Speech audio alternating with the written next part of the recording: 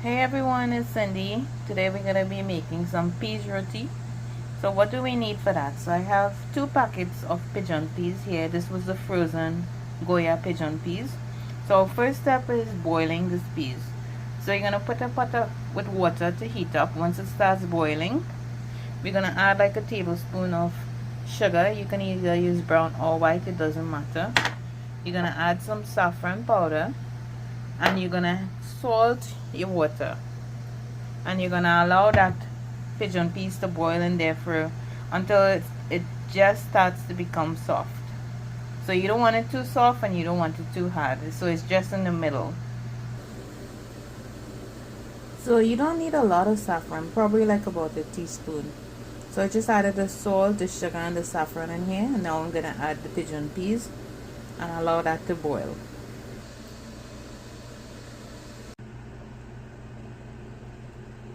So my peas has been boiling for like about 10 minutes now. I'm going to allow it to boil for a minute or two again, and then I'm going to check it. And I'm going to show you what you're looking for. So once you remove your peas and you press down like this, and it's pressing easy, see like that? That's how you know it's finished. You don't want it to get too soft, then it's going to be hard to pulse in your chopper. So I'm going to drain this now, and then we'll move on to the next step. So for our next step, we're going to put some oil to heat up. Not a lot of oil, just a little bit. Once it's heated, we're going to add some garlic. And if you have fresh green seasoning or the leaf itself, it's even better. I would just have the crushed one, so I'm just going to use what I have. So I have some green seasoning here. This is shadow benny. So I'm going to put the oil to heat. I'm going to add the garlic. Let it fry up in there a little bit. Add some shadow benny, and I'm going to add back the peas to the pan. So let's go.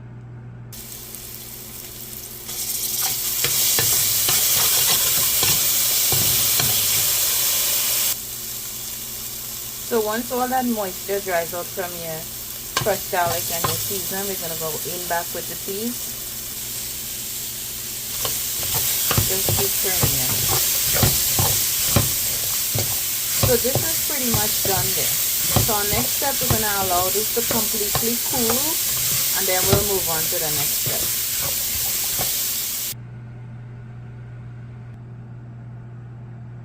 So I just forgot to mention that if you guys wanted to add hot pepper or pimento to this, you can definitely do that.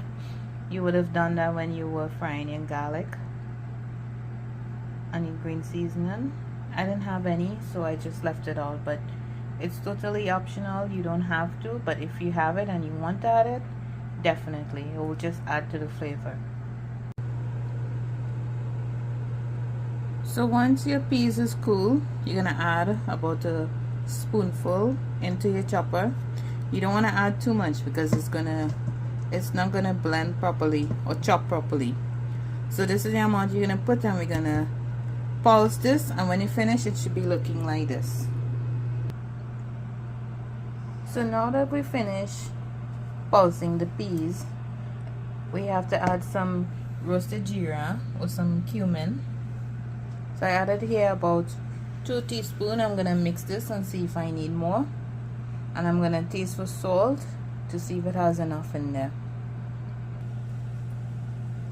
So I ended up adding an extra 2 teaspoons of roasted jeera, but it depends on you how much of the jeera you like to taste in your roti. That's how you'll know to add it.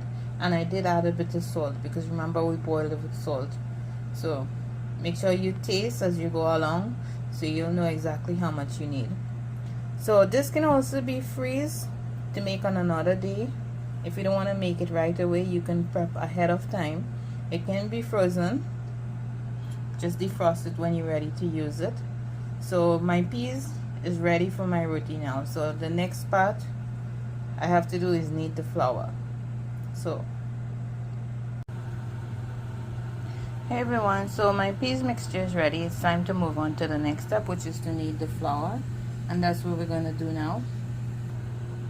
So for my first step, I have here some self-rising flour that I'm mixing together with another special flour that I have. But you can use your regular flour For each cup, you're going to add 1 teaspoon of baking powder. So to this, we're going to add a little bit of sugar. I have like about 1 tablespoon here. I'm just going to add about a teaspoon of salt. I'm going to give that a good mix. And then you're going to add your water gradually until it forms into a ball. So just add a little at a time.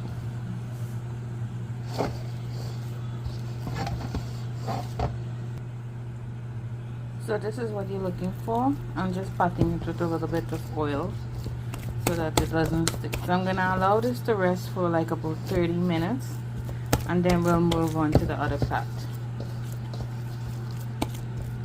And remember guys, you can use any flour that you have, or whichever flour you like. So I just use a damp paper towel, and I'm just gonna cover this and leave it, remember, for 30 to 35 minutes, and then we're gonna do the other step. So for our next step towards making the peas roti is you're gonna make little balls like these, and then after you're gonna open it out in the ends. So you're gonna open it in the end, so the end should be thin and the middle should still be thick. So I'm just gonna put a little bit of dry flour in there. I'm gonna take my peas mixture and put it in there and keep pressing it down while cupping the dough. I'm gonna put a little more in there, so when we roll it out, it's gonna have a lot. So all you're gonna do, you're just gonna pinch it and seal the end. I'm gonna keep repeating this step until I finish the rest of the dough. So for our next step, you're gonna brush your surface with flour. Then you're gonna press out in the ends like this. Then you're gonna take your rolling pin and you're gonna roll it out. Don't press too hard because you don't want it to burst. So wish me luck. So while I'm rolling out my dough, I have my tower heating up. So by the time I'm finished, it should be heated, and then we'll move on to the next step. So this is what your dough should be looking like once it's rolled out. So once my tower is heated, I'm gonna brush it with some oil. So just brush my tower. We're gonna let it cook on that side for a bit. So while that is cooking, we're gonna brush the top of this. So use your brush and get that oil all over. And make sure your tower is nice and hot. So I have my assistant here today. She's gonna be helping me. Right?